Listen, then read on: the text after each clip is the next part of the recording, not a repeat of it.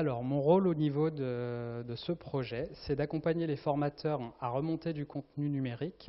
Donc, c'est la transition du formateur qui est en face à face avec tout ce que l'on va pouvoir développer et déployer sur un LMS.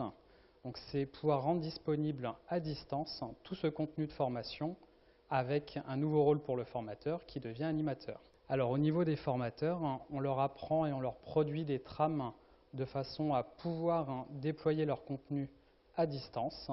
Donc ça leur change, c'est une nouvelle gymnastique pour eux.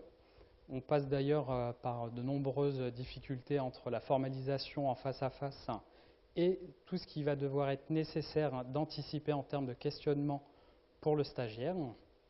Et de mon côté également, je donne tous les outils technologiques, numériques, aux formateurs. On va pouvoir déployer de nouveaux outils, tout ce qui va être quiz, vidéo quiz, également toute la partie, on va dire, diaporama, voire même un diaporama animé avec un visuel de formateur qui va justement parler pendant ce diaporama et pouvoir approfondir chacun des contenus.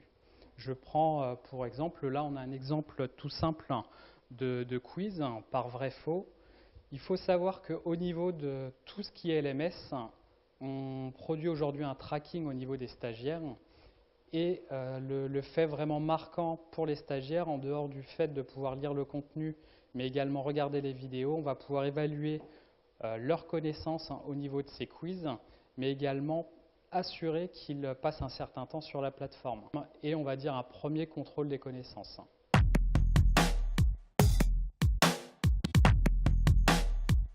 Alors simple, oui et non, parce qu'en fait, ils ont toutes les capacités et toutes les compétences à pouvoir remonter ces contenus. Le plus compliqué aujourd'hui, c'est de leur permettre de formaliser tout cela, dans quel ordre, bien définir avec eux les objectifs, car face à un LMS, il n'y aura pas de retour. Du moins, aujourd'hui, se retrouve un petit peu comme devant une feuille blanche, et on n'est pas dans du synchrone pur. Donc le formateur va devoir anticiper et c'est leur apporter tous ces outils, toutes ces questions qui nous positionnent aujourd'hui et qui me positionnent aujourd'hui en tant que facilitateur avec le LMS.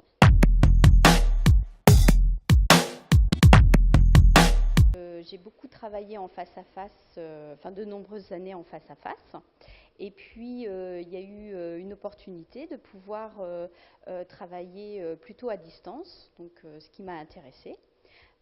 Donc j'ai commencé, ça fait à peu près 4 ans que je travaille à distance avec un LMS.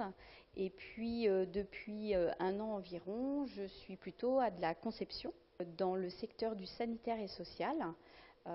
Mes domaines d'intervention sont plutôt à destination des enfants, enfin du public enfant et du public personnes âgées et du public en situation de handicap. Au fait de passer par un LMS, on change un petit peu la façon de travailler, d'amener les choses. Quand on est en face à face, on est dans de la formation, je ne sais pas comment trop appeler ça, mais quand on est en LMS, on est plutôt animateur. Donc ça, c'était assez intéressant parce qu'on laisse le stagiaire libre. Enfin, c'est pas libre, c'est on lui donne plus d'autonomie. On est obligé, de toute façon, d'en laisser un peu plus. Donc, on est obligé de le responsabiliser davantage et en fait, on est obligé de lui faire confiance.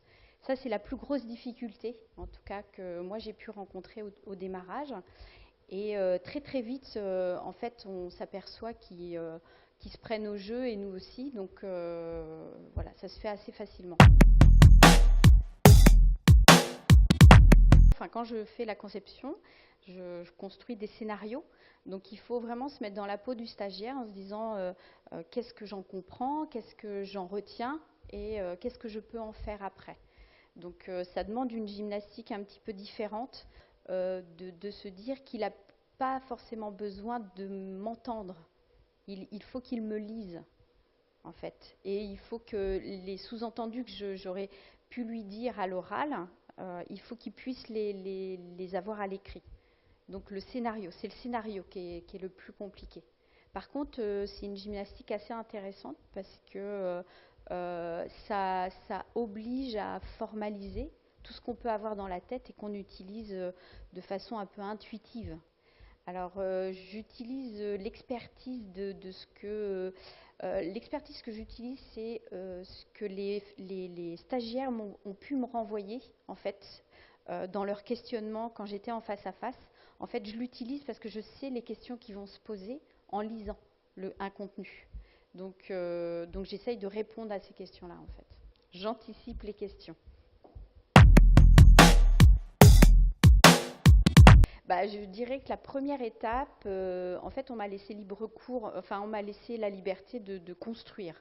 Donc, j'avais tendance à construire comme un cours, en fait, que j'aurais donné en face à face. Et au fur et à mesure, je me suis aperçue qu'il fallait faire des liens entre chaque partie pour scénariser, en fait, et donner un objectif à chaque partie. Et ça, c'était le plus dur, en fait. C'est vraiment de l'ingénierie pédagogique aussi, en fait. Ça y revient. Et chaque objectif, par contre, après, il fallait, en ingénierie pédagogique, un objectif, il est avec des termes un peu pompeux à mon goût, voilà. Mais par contre, quand on le formalise pour le mettre sur un LMS, on est obligé de le vulgariser pour qu'il soit compris et simple, en fait. Simplifié, je pourrais dire. Le formateur, en fait,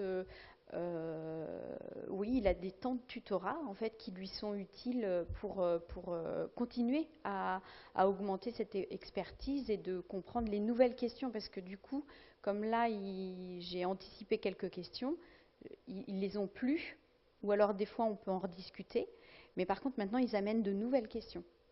En fait, ça m'a permis aussi de progresser. Donc, je m'appelle Victoria, je suis stagiaire concernant la formation assistante de vie à distance. Parce que je travaille à côté et ça me permet de gérer mon temps, ça me laisse du temps libre. Oui, tout se passe bien, j'ai des contenus, j'ai des temps de tutorat. Si j'ai des questions, on y répond rapidement, soit par mail, soit j'ai des temps par téléphone. En fait, c'est pas que du contenu, il y a des quiz, il y a des vidéos qui nous permettent de mieux comprendre, de progresser aussi, de manière interactive.